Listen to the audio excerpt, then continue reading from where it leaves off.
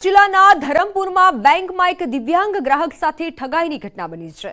ધરમપુર ફળિયામાં આવેલી bank of બરોડામાં Dineshbhai Modi દિવ્યાંગ ગ્રાહક નવા મકાનના બાંધકામના માટે પૈસા ઉપાડવા ગયા હતા। પોતાના ખાતામાંથી તેમણે 1,50,000ની રોકડ ઉપાડી હતી, જેમાંથી એક ખિસ્સામાં 1 લાખ અને બીજા ખિસ્સામાં 50,000ની રકમ મૂકી હતી અને કેશ કાઉન્ટર પર વળ્યા હતા। ત્યારે આ દરમિયાન તેમની પાછળ જ ઉભા રહેલા બે ભેજા બાજુએ 50,000નું બંડલ તફડાવી લીધું હતું। આ સમગ્ર મામલે સીસીટીવીમાં આ સમગ્ર ઘટના કેદ થઈ છે। બેંકની બહાર નીકળતા જ દિનેશભાઈને 50,000નું એક બંડલ ગાયબ હોવાની જાણ થઈ હતી, જેને લઈને તેમણે બેંકના કર્મચારીઓ અને પોલીસને જાણ કરી હતી।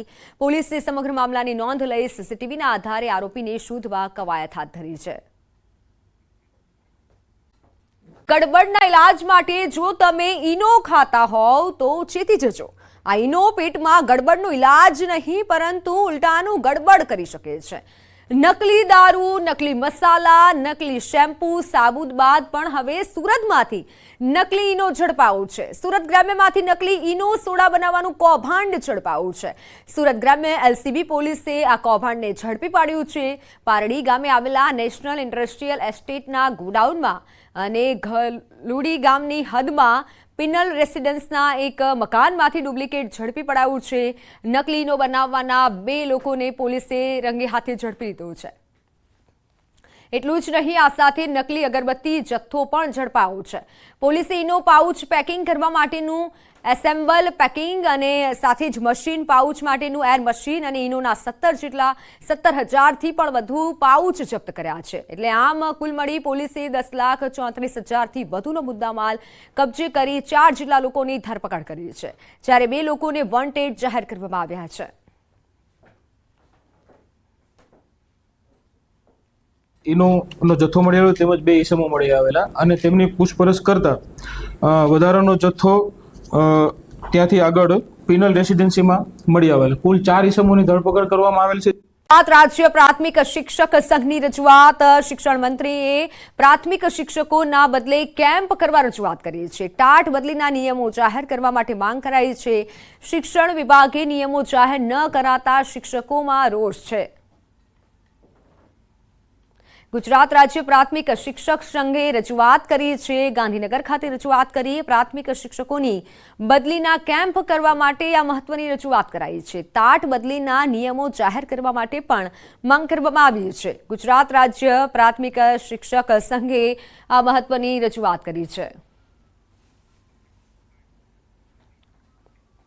ખાસ કરીને ટાટના નિયમો બદલીના જે છે ઘણા વર્ષોથી આજે 13 વર્ષથી એ મિટિંગો કમિટીઓ બનાવાઈ અને ફેબ્રુઆરીમાં સંપૂર્ણ રીતે પૂર્ણ કરી દેવામાં આવ્યા, છતાં આ નિયમો ચૂંટણી આચારસંહિતાના કારણે જે જાહેર નથી કરવામાં આવ્યા એ સત્વરે જાહેર કરવામાં આવે અને એ ટાટના બદલીના કેમ્પો કરવામાં આવે। પ્રાથમિક શિક્ષકોના આચારસંહિતાના કારણે જે બદલીના કેમ્પો નથી થયા એ ઝડપથી કરવામાં આવે અને ખાસ કરીને વન ટાઈમ ગ્રાન્ટ જે એસએસએ દ્વારા ફાળવવામાં આવે છે એ જ્યારે માર્ચ એન્ડિંગ હોય ત્યારે એ ગ્રાન્ટ ફાળવવામાં આવે। હોસ્પિટલના હાલ બેહાલ થઈ ગયા છે। બિલ્ડિંગનો એક ભાગ જર્જરિત હાલતમાં છે। ચોમાસું નજીક હોવા છતાં તંત્ર બેદરકાર જોવા મળી રહ્યું છે। કોઈ દુર્ઘટના સર્જાશે તો પછી જવાબદાર કોણ, તેવા સવાલ ઉઠી રહ્યા છે। આ દ્રશ્યો જ તમે જુઓ, બિલ્ડિંગનો એક ભાગ જર્જરિત હાલતમાં છે। ચોમાસું આવી રહ્યું છે અને તે સમયે જો કોઈ દુર્ઘટના સર્જાય છે તો પછી જવાબદાર કોણ?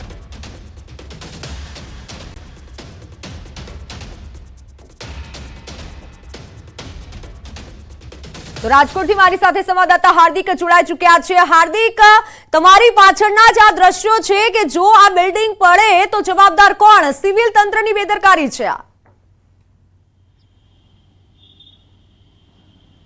ચોક્કસથી મિત્ર, રાજકોટની સિવિલ હોસ્પિટલ પોતે બીમાર હોય તેવા દ્રશ્યો સામે આવી રહ્યા છે। ખાસ કરીને આ સીધા જ દ્રશ્યો જોઈ શકો છો કે જે અત્યંત જર્જરિત હાલતમાં છે। આ દિવાલ છે તે અત્યંત જર્જરિત હાલતમાં છે। અંદરની જે ખિલાસરી છે તે પણ દેખાઈ રહી છે। સીધા જ દ્રશ્યો જોઈ શકો છો કે એકદમ જર્જરિત હાલતમાં બિલ્ડિંગ છે।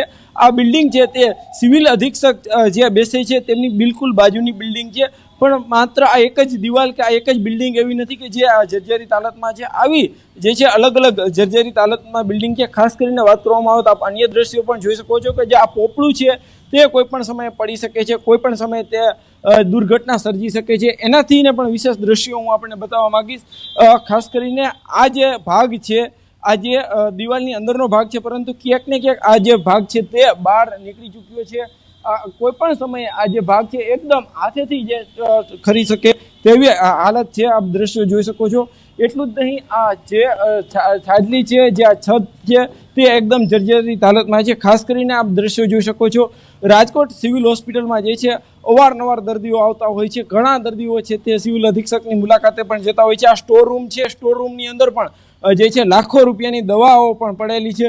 જો આ દુર્ઘટના સર્જાય તો સરકારને એ પણ નુકસાની ભોગવવી પડે છે. તો સાથે સાથે આગળ જે કાર છે, કારની ઉપરની જે છત છે તે પણ અત્યંત જર્જરિત હાલતમાં છે. આ છત કોઈ પણ સમયે ધરાશયી થઈ શકે છે. આ સીધા જ દ્રશ્યો જોઈ શકો છો. રાજકોટ સિવિલ હોસ્પિટલ ખાતેના આ માત્ર એક બિલ્ડિંગ નથી, અનેક બિલ્ડિંગ છે. આ બીજા ગંભીર દ્રશ્યો જોઈ શકો છો કે જે રીતના આ છત છે તે અત્યંત જર્જરિત હાલતમાં છે. તો બીજી તરફ નીચે કાર છે. આ છત કોઈ પણ સમયે જે ધરાશયી થઈ શકે છે. નીચે જો કાર છે, કારને પણ નુકસાન થઈ શકે છે. કારમાં બેસનારા વ્યક્તિને પણ નુકસાન થઈ શકે છે અને આ રોડ ઉપરથી પસાર થનારા વ્યક્તિને પણ નુકસાન થઈ શકે છે. મિત્તલ, રાજકોટ શહેરમાં તાજેતરમાં જ એક બહુ મોટી દુર્ઘટના સર્જાઈ હતી ને ત્યારબાદ અધિકારીઓ જે છે અને જવાબદાર ઠેરવવામાં આવી રહ્યા છે, તેમના સામે કાર્યવાહી કરવામાં આવી છે. પરંતુ હવે જ્યારે ચોમાસાને ગણતરીના દિવસો જ બાકી છે ત્યારે આ મોટી બેદરકારી સામે આવી રહી છે સિવિલ હોસ્પિટલની. અહીંયા જો કોઈ દુર્ઘટના સર્જાશે, કોઈનો જીવ જશે તો જવાબદાર કોણ, તે સૌથી મોટો સવાલ છે. શું તંત્ર છે તે દુર્ઘટના સર્જાય તે બાદ જાગશે કે પહેલા જ આ જે જર્જરિત ભાગ છે તેમને દૂર કરી અને જે છે લોકો જે દુર્ઘટના થતી અટકાવશે, તે સૌથી મોટો સવાલ છે. પરંતુ હાર્દિક, આ તો એવું થઈ ગયું કે કંઈક મોટી દુર્ઘટના બને પછી અમે જાગીશું, પછી અમે સુધરીશું, ત્યાં સુધી આવા દ્રશ્યો નહીં દેખાય સિવિલ તંત્રને. કારણ કે તમારી પાછળના જે દ્રશ્યો છે તે ઘણા મોટું નુકસાન થઈ શકે છે. ઘણા લોકો આવતા હોય છે ત્યાં. ચોક્કસથી આ જે રોડ છે, મુખ્ય રોડ છે, ઘણા બધા લોકો છે તે અહીંથી પસાર થતા હોય છે. એવા સમયે જ માત્ર એક ભાગ જર્જરિત હોય તો સમજી શકાય, પરંતુ અહીંયા તો આ બિલ્ડિંગ છે, બિલ્ડિંગનો આખો આગળનો ભાગ છે તે અત્યંત જર્જરિત હાલતમાં છે. કેટલીક જગ્યાએ તો પોળું પડવા તેવી પણ શક્યતા છે. તો કેટલીક જગ્યાએ દિવાલ છે તે અત્યંત જર્જરિત છે. ખાસ કરીને ચોમાસાના સમયમાં જે છે આવી દુર્ઘટનાઓ સર્જાતી હોય છે. તંત્ર પણ પ્રી મોન્સૂન કામગીરીની મોટી વાતો કરતું હોય છે, પરંતુ અહીંયા તમામ દાવાઓ છે તે સદંતર પોકળ સાબિત થતા હોય તેવા સ્પષ્ટ રીતે નજરમાં સામે આવી રહ્યું છે. લોકોના જીવ સાથે સીધી જ રીતના રમત રમાતી હોય તેવા દ્રશ્યો પણ અહીંયા સામે આવી રહ્યા છે. ખાસ કરીને જે અન્ય બિલ્ડિંગો છે ત્યાં પણ આવા જ હાલ છે. એક માત્ર બિલ્ડિંગ નથી, સિવિલ હોસ્પિટલના આવા અનેક બિલ્ડિંગો છે. ચોમાસા પહેલા હજુ પણ જો આ ભાગને દૂર નહીં કરાય તો ભારે વરસાદ સમયે દુર્ઘટના સર્જાઈ શકે છે. સામાન્ય રીતે વરસાદ આવતો હોય છે ત્યારે લોકો જે છે તે છત નીચે રક્ષણ મેળવતા હોય છે, પરંતુ એ ખુદ છત જ જે છે એ સલામત નથી. તેવા સમયે જે છે મોટી દુર્ઘટના સર્જાઈ શકે છે. સિવિલ તંત્ર છે તે હજુ પણ ઘોર નિંદ્રામાં છે. હજુ પણ કોઈ મોટી દુર્ઘટનાની રાહ જોતું હોય તેવું સ્પષ્ટ રીતે લાગી રહ્યું છે. આ દુર્ઘટના સર્જાય તે પહેલાં જો તંત્ર જાગશે તો કેટલાક લોકોના જીવ પણ બચી શકશે અને ખાસ કરીને વાત કરવામાં આવે તો જે છે એક મોટી દુર્ઘટના પણ ટાળી શકાશે. જી મિત્તલ, બિલકુલ. રાજકોટમાં જે અગ્નિકાંડ થયો પછી દરેક લોકો દરેક ઓફિસોમાં ફાયર એનઓસી માટે દોટ લગાવવા લાગ્યા, પરંતુ સિવિલ તંત્રને આપણે સીધા કહીએ છીએ કે સાહેબ અહીંયા આવો અને કામગીરી કરાવો, કારણ કે હવે ફાયર એનઓસી સાઈડમાં રહી કદાચ આ ઇમારતથી પણ નુકસાન થઈ શકે છે લોકોને, દર્દીઓને.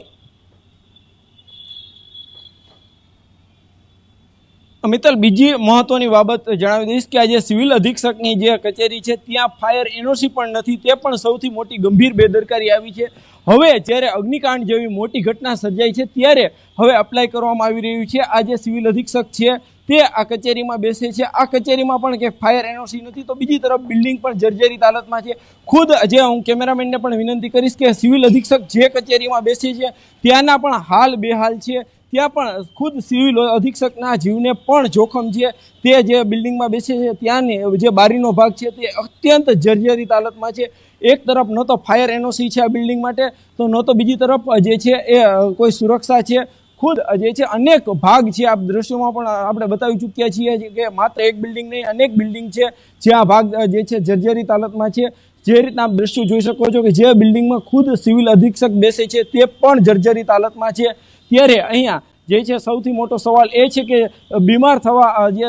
બીમાર દર્દીઓ સાજા જે હોસ્પિટલમાં થવા આવે છે તે જ હોસ્પિટલમાં જે છે લોકોના જીવને જોખમ છે, જો લોકોના જે છે મોટી દુર્ઘટના સર્જાઈ શકે છે, ત્યારે સૌથી મોટો સવાલ એ છે કે આ સિવિલ તંત્ર, આ નરગોળ તંત્ર ક્યારે જાગશે? શું બીજી કોઈ મોટી દુર્ઘટનાની રાહ જોઈને બેઠું છે? તાત્કાલિક, હજુ ચોમાસું અને હજુ પણ વાર છે, હજુ પણ થોડો સમય છે, તાત્કાલિક જો આ ભાગ દૂર કરી દેવામાં આવશે તો ચોક્કસથી લોકોના જીવ બચી શકશે, લોકોના જીવને જે છે જોખમ છે તે ટાળી શકાશે.